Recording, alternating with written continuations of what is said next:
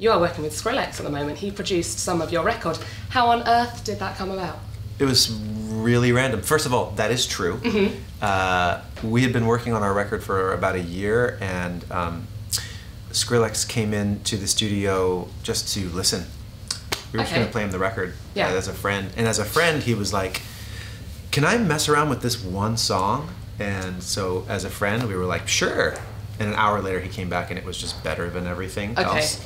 So 2 weeks later, he had mixed the whole album and helped to reimagine a couple of songs. Okay, amazing. So he's a friend of yours. How long do you go back? How long have you known each other? I haven't known him long. Mikey, our illustrious guitar player, has known him for a long time, has worked with him over the years. And has he brought anything different to the Incubus sound? Can you hear that Skrillex is in there? Yeah. Well, it's not very obvious like that. Mm-hmm. And it was sort of like, it kind of unfolded slowly. At first, he kind of messed with this song, Familiar Faces, and we sort of were mixing that in with the other mixes, because the whole record was pretty much done and mixed.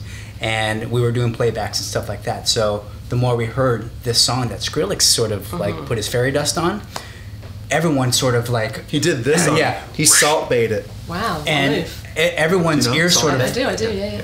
Perked up a little bit.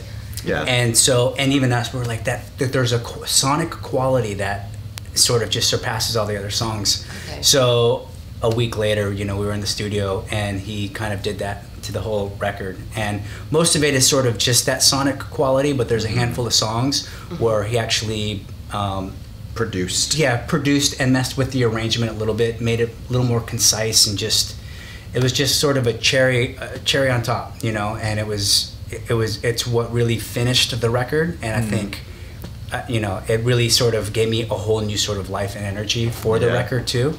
And it was just exciting. And it's not an obvious, you would think you would hear like a 4 on the floor bass beat or something underneath it, but it's just more of a remix, actually mixing, as a remix, This album is the sort of proverbial onion. That's songwriting in an onion. You're just sort of peeling back layers as it goes. And does it make you cry as well? It definitely does. Yeah, a little bit. So we thought we had gotten to the center of the onion, or the center of the Tootsie Pop, depending on which food analogy you want to use. But Sonny came in and showed us that there was yet another layer on the onion to be. Okay, so that was a really big onion. Then we really started crying. Yeah. Okay, this is the longest gap between albums that you've taken in your 26-year career. Yeah. What took you so long? We went on individual expeditions around the world, and we each took different modes of transport on those individual expeditions. So Mikey did his in a Lamborghini. Yours was in a balloon, right? Like a dirigible? Yeah, pretty much, yeah. Okay, who was in the slowest form of transport? I went by steamboat. Oh, okay. And it took me a really... So the guys were back and ready to work, and I was still... Within weeks they were back trying to get back. Yeah. And I was only sending... I didn't bring my cell phone. I was doing all of my messaging through carrier pigeon. Pigeon Post, wonderful. Classic. So it took me a long time to get back. Okay. Yeah. The tendency is, in any relationship, is for things to eventually kind of break down and fall apart. And so most bands fall apart for any number of reasons. Actually, it's like 5 different reasons that bands fall apart. And so we've almost fallen apart for every one of those reasons. What are those reasons? Money, drugs, sex... money, drugs, and sex. Drugs. Those 6. Yeah. Okay. 5 or 6. So they're so important. You have to say each one twice. So yeah, exactly. Someone else wants to know who your favourite new artist at the moment is. There's a lot. There's a lot of really good music happening right now. I just heard a handful of songs from the new Father John Misty album. Okay, and what do you think? Pure comedy.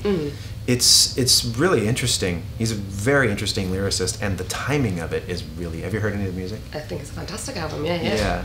It's... to call it verbose would be a little bit of an understatement, but have you heard any of his stuff? I have not. It's so wild to like hear it, and then to have any kind of an awareness of the news of the day, and then to hear it. It's almost apocalyptic in a way.